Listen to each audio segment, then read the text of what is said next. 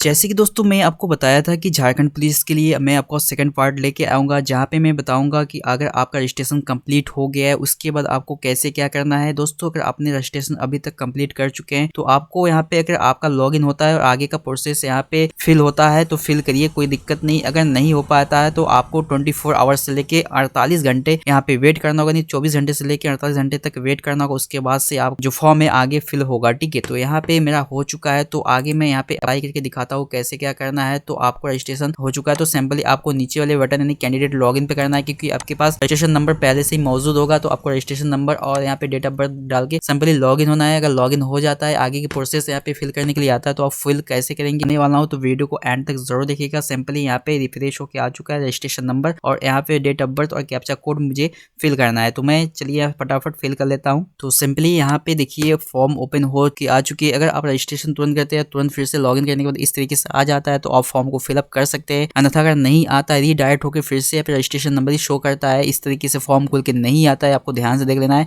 तो आपको यहाँ पे 24 से 48 घंटा रुकना ही रुकना है, तब आपको फॉर्म फिर से फिलअप करना है। आप बिल्कुल परेशान मत होइएगा, क्योंकि ये सिस्टम से ये ऐसे है तो इसकी वजह से ऐसे होता है। चलिए अगर आपका फॉर्म खुल चुका है, डिस्ट्रिक्ट वैकेंसी लिस्ट इस तरीके से शो कर रहा है, तो आपको आगे का काम करना है, जो कि यहाँ पे आपको सीधे सीधे यहाँ पे प्रेफरेंस डालना है। इसमें आपको प्रेफरेंस कहाँ से मिलेगा चलिए मैं आपको दिखा देता हूँ। सबसे पहले आपको अपनी वेबसाइट पे आ जाना है, ठीक है। अगर आप यहाँ पे सरकारी रिजल्ट या फिर अदर वेबसाइट से कर रहे हैं, जहाँ पे भी आपको नोटिफिकेशन दिखेगा, यहाँ पे देखिए दिया है, सिंपली नोटिफिकेशन पर क्लिक करके यहाँ पे नोटिफिकेशन को डाउनलोड करना है, जिसमें आपको प्रेफरेंस देखने को मिल जाएगा कैटेगरी वाइज की कौन से कैटेगरी के लिए किस डिस्ट्रिक्ट में कितना पोस्ट है। उस हिसाब से आपको यहाँ पे ध्यान से देख लेना है। आपको एक लिस्ट बना लेनी है पहले, कौन सी कैटेगरी से आते हैं या फिर कौन से मेल है फीमेल, उस कैटेगरी के लिए कौन से राज्य में कितने पोस्ट है, उस हिसाब से आपको प्रेफरेंस डालना है। यहाँ पे प्रेफरेंस डालने का सिस्टम क्या है, जैसे कि मान लीजिए यहाँ पे लिखा हुआ है पुरुष, और पुरुष के लिए यहाँ पे अनारक्षित, यहाँ पे उसके बाद अनुसूचित जनजाति, अनुसूचित जनजाति होगा, और जो का मतलब यहाँ हो जाएगा अनुसूचित जाति, ठीक है। इस तरीके से अलग अलग कैटेगरी सारे यहाँ पे दिया गया है, आपको समझ जाना है शॉर्टकट में। और यहाँ पे ऊपर में दिया है पुरुषों की संख्या की, इस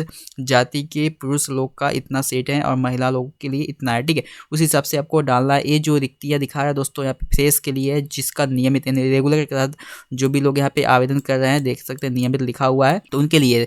तो अगर रेगुलर से आते हैं तो आपको यहाँ पे सिंपली देख लेना है कितने कौन से राज्य में कितने पोस्ट आपके लिए यहाँ पे अवेलेबल है, उस हिसाब से आपको यहाँ पे डाल देना है। जिसमें सबसे अधिक पोस्ट हो उसको आप सबसे टॉप पे रख सकते हैं, यानी सबसे पहले वो नंबर डालना है।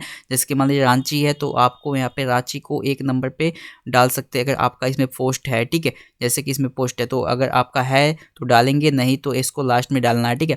तो इस तरीके से आपको ये सारे पोस्ट है। जैसे कि यहाँ पे दूसरा कोई जिला है सिमडेगा जिला है, यहाँ पे आपको अगर अनारक्षित से है अनरिजर्व, तो वहाँ पे आपको 25 पोस्ट जो पुरुष के लिए है, महिला के लिए है, अनारक्षित के लिए 52। तो यहाँ पे आपको इस तरीके से देखना है। जैसे कि यहाँ पे अनुसूचित जनजाति है तो 00 यहाँ पे है पुरुष के लिए, और यहाँ पे महिला के लिए उसी राज्य में 18 पोस्ट है। इसी तरीके से आपको देख लेना। और नीचे आएंगे सबसे नीचे तो आपको यहाँ मिलेगा जो लोग भी यहाँ पे जो फ्रेश आवेदन नहीं कर रहे हैं, यानी जो ब्लॉक के लिए कर रहे हैं, ठीक है, तो उनके लिए तो सबसे नीचे आने के बाद वो चीज भी मिल जाएगा आपको। मैं नीचे दिखा देता हूँ एक बार स्क्रॉल करते हुए, इस चीज को आपको ध्यान से पढ़ लेना है, ठीक है। उसके बाद आपको समझ में आ जाएगा किसके लिए कौन सी पोस्ट यहाँ पे अवेलेबल है। तो यहाँ पे आरक्षी के लिए यहाँ पे देख सकते हैं, यहाँ पे सब कुछ चीज यहाँ पे इस नोटिफिकेशन के अंदर मौजूद है, आप ध्यान से पढ़ सकते हैं। उसके बाद आपको समझ लेना है आप कौन सी कैटेगरी से आते हैं। और यहाँ पे बैकलॉग नियुक्ति के लिए कोटेदार रिक्तियां, ठीक है। तो बैकलॉग के लिए अगर आपने आवेदन कर रहे हैं, यहाँ पे दोनों के लिए आवेदन कर रहे हैं, बैकलॉग जो यहाँ पे कैटेगरी दिया गया है उसके तहत यहाँ पे कौन सी पोस्ट कहाँ कौन सी राज्य में कितने पोस्ट दिए हैं, वो सारी चीजें यहाँ पे आपको मिल जाएंगे। तो चलिए मैं आगे बढ़ता हूँ सीधे। मैंने पहले से ही इसका जो लिस्ट बना के रख लिया जिस कैटेगरी के लिए मुझे अप्लाई करना था। तो यहाँ पे एक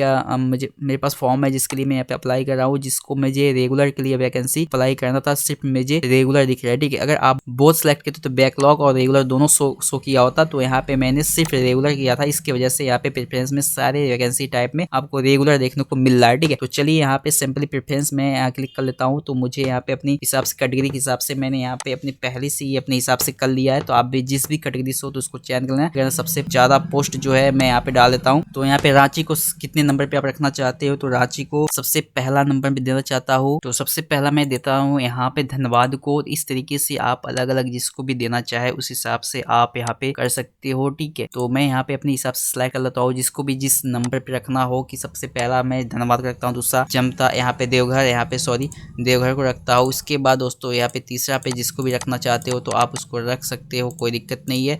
अपने हिसाब से यहाँ पे प्रेफरेंस डाल सकते हो कि आपको कौन कौन से किसको टॉप में रखना है, किसको नीचे रखना है, तो टॉप पे जिसको रखना है इस हिसाब से अपना फिल कर सकते हो। मैं अपने हिसाब से यहाँ पे सारी चीज़ें कर रहा हूँ, ठीक है। तो आपको भी कर लेना है इसी तरीके से फटाफट जो भी चीज़, इस चीज़ को आपको पहले समझ लेना है कि कौन से कैटेगरी में कौन से जिले में सबसे अधिक पोस्ट है, तो जो जिसमें अधिक पोस्ट हो उसमें आप डाल सकते हैं, और जो कम है एकदम जीरो इसको लास्ट में आपको डालना है। इसी तरीके से आपको चूज़ कर लेना है सबको बारी बारी से एक एक करके।